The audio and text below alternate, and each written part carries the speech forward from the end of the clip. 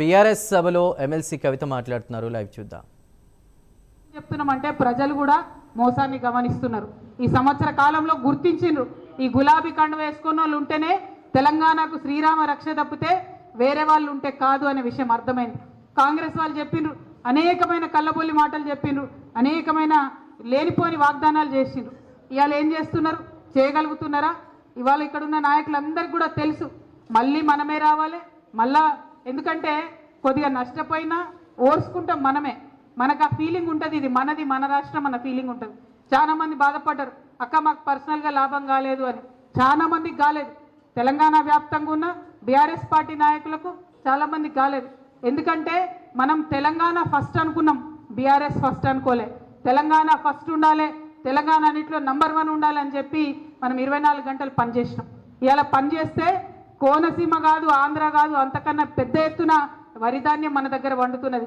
పంజాబ్ను దాటిపోయి ఇండియాలో నంబర్ 1 స్థాయికి వరిధాన్యం పండించే స్థాయికి ఇవాళ మనం తెలంగాణ చేరుకున్నామంటే అది మామూలు విషయం కాదు.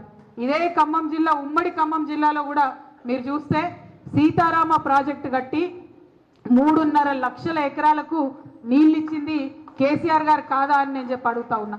ఇంత గర్వం, ఇంత అద్భుతమైన చరిత్ర మనకు పెట్టుకొని మీరు నర్వస్ అవ్వడెందుకు? మీరు ఒకవేళ పెద్దలు కేసీఆర్ గారు కావచ్చు, ఇంకా ఇక్కడ ఉన్నటువంటి నాయకత్వంతో ఏమన్నా ఇబ్బంది ఉంటే మీకు రామన్న ఉన్నాడు, నేను ఉన్నా, హరీష్ అన్న ఉన్నాడు, అందరం ఉన్నాం. మనందరం కూడా మీరు ఎప్పుడు ఒక మెసేజ్ పెట్టినా, ట్విట్టర్లో ఒక మెసేజ్ పెట్టినా, వాట్సాప్లో ఒక మెసేజ్ పెట్టినా కూడా మీ దగ్గరికి వచ్చి కలిసి పనిచేస్తాం. అది ఇప్పుడే కాదు, అధికారంలో ఉన్నప్పుడైనా మెసేజ్కి రెస్పాండ్ అయినాం, అధికారం లేనప్పుడైనా రెస్పాండ్ అయినాం. ఎందుకంటే ఈ కండువా ఎప్పుడైతే కట్టుకున్నామో అప్పుడు ఒకటే ఆలోచన చేసుకున్నాం, ఈ జీవితం అనేది ప్రజల కోసం. ఆ ప్రజలకు పనిచేయాలంటే మీరు కార్యకర్తలు మీరే ఉండాలి. మీరు ఈ గులాబీ దండు లేకుండా ఎంత ఆలోచన చేసినా మేము ప్రజల దగ్గరికి వెళ్ళేటటువంటి పరిస్థితి ఉండదు. కాబట్టి మా దండును మేము కాపాడుకుంటాం. ఎటువంటి ఇబ్బందులు ఉన్నా కూడా మీ సోదరిగా, మీ చెల్లెగా నేను మళ్ళీ మీకు మాట ఇస్తా ఉన్నా. ఉద్యమం నుండి కలిసి పనిచేసినాం. మనది రక్త సంబంధం కన్నా ఎక్కువ మనది ఉద్యమ బంధం, మనది పేగు బంధం. ఆ విషయాన్ని మీరు గుర్తుపెట్టుకోండి.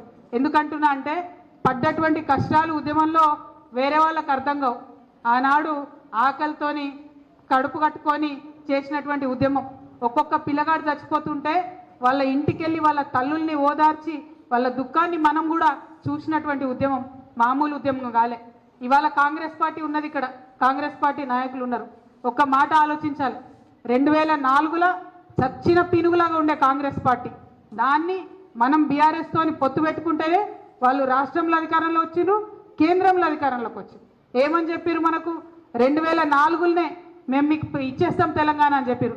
కానీ 10 సంవత్సరాలు మనని ఏడిపించి అరిగోస పెట్టి వందలాది మంది మన బిడ్డల్ని పొట్టన పెట్టుకున్నాక తెలంగాణ ఇచ్చిరు తప్పితే ఉట్టిగా ఇయ్యలే.